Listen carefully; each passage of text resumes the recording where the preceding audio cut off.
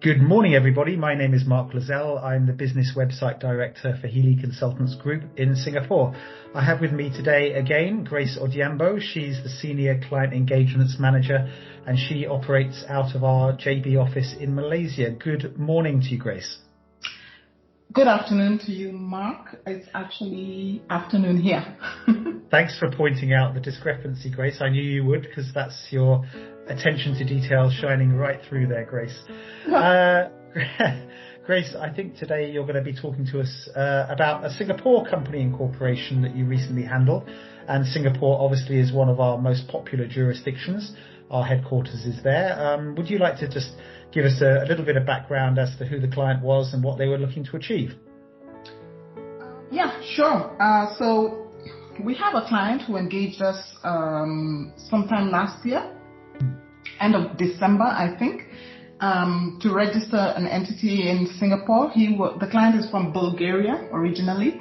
So okay. This client was actually engaged by my colleague Peter, who is in Bulgaria or Slovakia. Yep. And he passed on the engagement to me because we are nearer to Singapore than he is. So yep. He decided to hand over the engagement to either Singapore office or myself. And at the time, I'm the one who was available. So this was handed over to me. Okay. So this client has an e-commerce company and they trade internationally in cosmetics and food supplements and electronics, and they also provide advertising, marketing, logistics, freight forwarding services via their website. And okay. They like to partner with other companies that offer the same types of services in different countries, so that they're global. And it was quite an easy setup because it was just one director, and obviously we provide the service of a nominee as required by Singapore rules. That's a nominee's Singapore resident director, correct? Yes, correct. So we had to provide that for him, and he's the sole shareholder, so it was a very simple corporate structure. So that was quite simple to set up because once we submit the application to the Accounting and Corporate Regulatory Authority, which is the regulatory authority in Singapore, it generally takes us 1 day to register a Singapore company unless the authority has an issue either with the company name or with any of the details that is being submitted online. Sure. Yeah. So this was done within a day and the company was set up, and yeah, it was good to go. We provided the client with all the registration documents. Okay. Was there a bank account opening requested by the client as well, Grace? Yes. The client requested us to open an account that he can receive cryptocurrencies as well. Okay. So it wasn't just a normal bank account. He wanted to be able to handle cryptos as well, because some clients now prefer to pay in crypto. Sure. So, I approached different banks, online banks and traditional banks to secure their approval. And lucky for us, we had 3 approvals from 3 different banks, and the client wanted to proceed with all 3. And in which locations were the banks, Grace? 2 of the banks are in Panama. Okay. And one is an online bank, but with a headquarters in Hong Kong. Right. Sure. Okay. Yeah. So we opened the bank accounts, and I believe he should be proceeding with his business.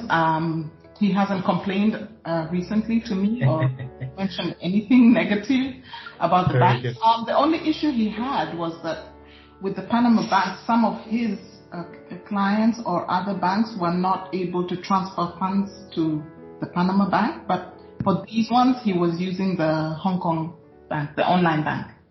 Okay, fine. I assume that that we were able to open the accounts without the client travelling to either Panama or Hong Kong. Is that correct? That's correct. Very good. And how long roughly was the onboarding process? I believe should have been about 2 months. Okay. Yes. All right. Very good. There was a lot of documentation that was requested, especially by the Panama banks. We needed to get a lot of documents from Singapore notarized and attested by the embassy in Singapore. and couriered to the banks.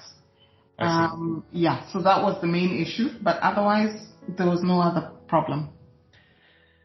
Excellent. What were the key takeaways for you? I mean, you've been with the company now a number of years, Grace, so you're an experienced hand, and I'm sure Singapore is something you can do almost with your eyes closed. But what would be some of the takeaways? Perhaps the crypto accepting bank accounts may have been something new and interesting for you. Can you just give us a quick overview of what the takeaways would have been from this engagement for you?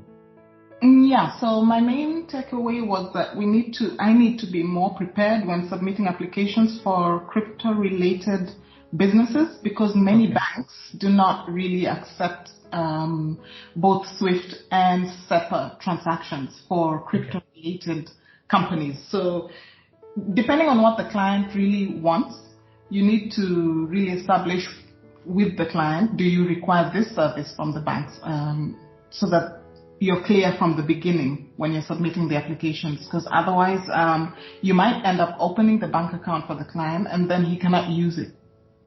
Okay. Yeah. I see. Very good. Grace, I don't think there's anything else we need to ask you. It's been a short, sweet overview of this client engagement from Bulgaria.